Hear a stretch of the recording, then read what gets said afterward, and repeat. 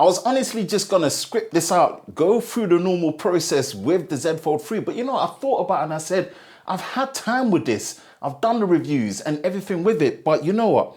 I just realized that I finally got my favorite type of mobile device or phone or hybrid device back, and it feels good.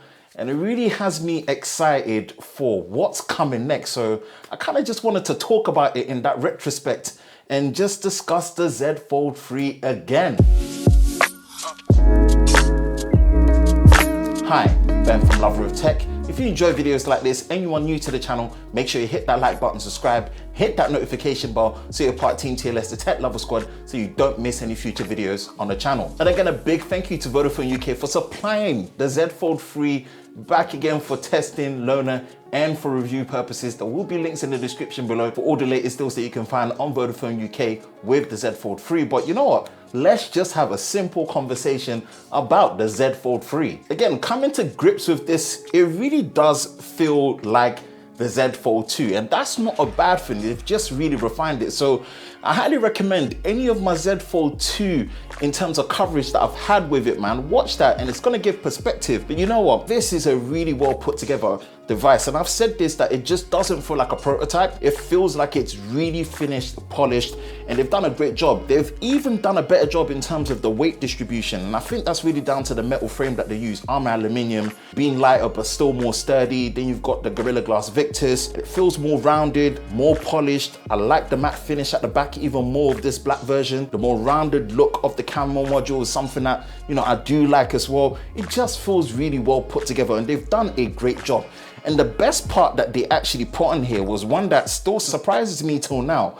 IPX8. Yes, there's no dust resistance, and look, give it a bit of credit. It's still moving parts and whatnot, but to have a form of water resistance on here, that's impressive for a foldable device, and it really pushes things forward in how Samsung are really trying to get things done here. Now, things I would want to see in the fourth version, definitely this aspect ratio on the outer display, we got to get it wider and more compact. And after experiencing certain foldables, which I ain't gonna mention, I think there is a place where eventually we're gonna get to a point where we have a compact version of a fold, this being the middle size or the standard size or the plus model, and then having an ultra one. That's something I really wanna see. But overall, with the outer display 6.2 inches, 25:9 aspect ratio, then you've got the 7.6 inch display inside, which is even tougher than before, and also has S Pen support now, and 120 Hertz on the outside, as well as the inside.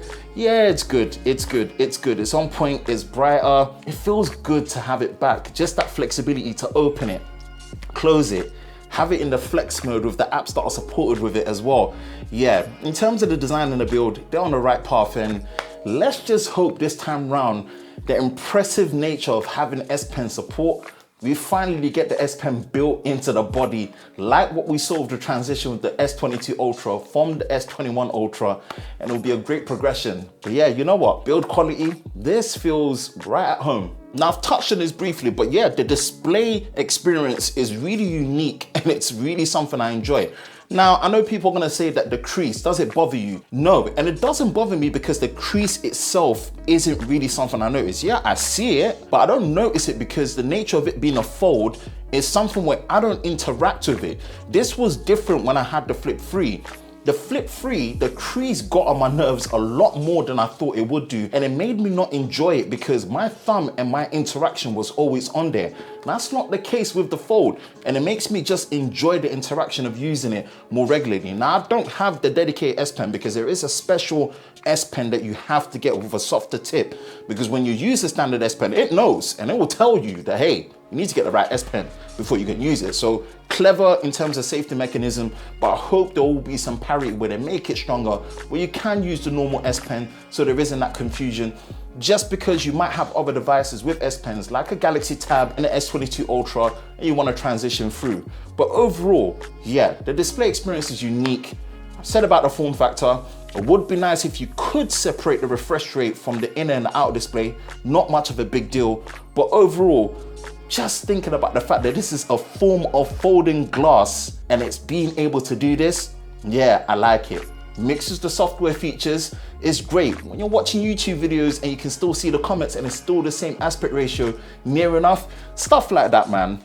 you've seen it, and it's the same kind of vibe from the Fold 2. So yeah, I'm really happy to have this back in my hand. The specs and the performance, as you know, Snapdragon 888, 12 gigs of RAM, 256 gigabytes of storage, or 512. Yeah, it's not lacking, and it really just holds up well. Like, that's not really a surprise. The performance is something that really makes a difference based on the screen and also the software that interlinks, which we're going to talk about after. But in terms of the specs and the performance, man, it's been great, and that's no surprise because I never experienced no slowdown with the Fold 2. Ain't gonna be the same here. Yes, maybe 16 gigs of RAM for the nature of how the multi-apps and the multitasking works, but yeah, so far, no issues, and it's just good to have it back, I guess. Now the camera, yeah, we do see a new glass material with the DX or DX Plus, as they were calling it, for clearer optics. And the decision for the in-display camera for a folding screen inside, I think was the right one, because at least you've got the standard one to fall back on the cover display, because the quality on that, it's nothing to write home about, like we demonstrated in the past. It is the right camera module for the form factor, but sadly, this camera quality is not the right camera quality and hardware for the price that it's commanding. I really hope somehow they can really push things forward, especially when it comes to the zoom system. Heck, please, the camera system in the standard S22 and S22 Plus, bring it over here.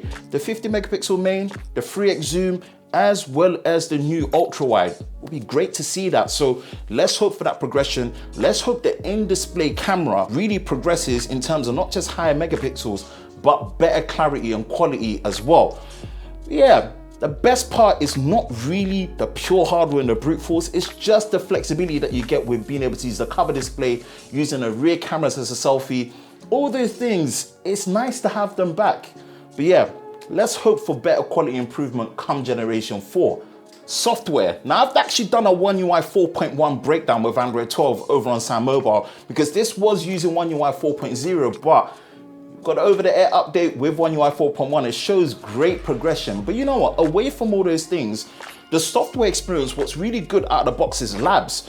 They've done so many things to make sure that the aspect ratio, as well as obviously the form factor and how apps behave, in the right aspect ratio. For example, Instagram is a notorious one. Behaves much better out of the box without depending on good lock. Now, I still would recommend you get good lock, because app continuation from the inner display to the cover display is still integral, and good lock really is the only way to enable that. So highly recommend that you get it and use that experience. But it is good that out of the box, labs and also just functions work better with different apps. But I think with things coming like Android 12L, let's hope this pushes the foldable form factor even better with app optimizations. But yeah, software wise, man, you know what, like from app pairs to all the different, you know, multitasking that you can do with 3 apps at the same time, it just makes me feel more efficient and productive where I'm not spending excess time on a phone like I used to. So yeah, I'm glad to kind of experience that foldable software again. I've missed it. Now, battery life and charging. Yeah, no charger in the box. Do not like that, obviously. Only 25-watt charging. Kind of okay, but takes longer than usual.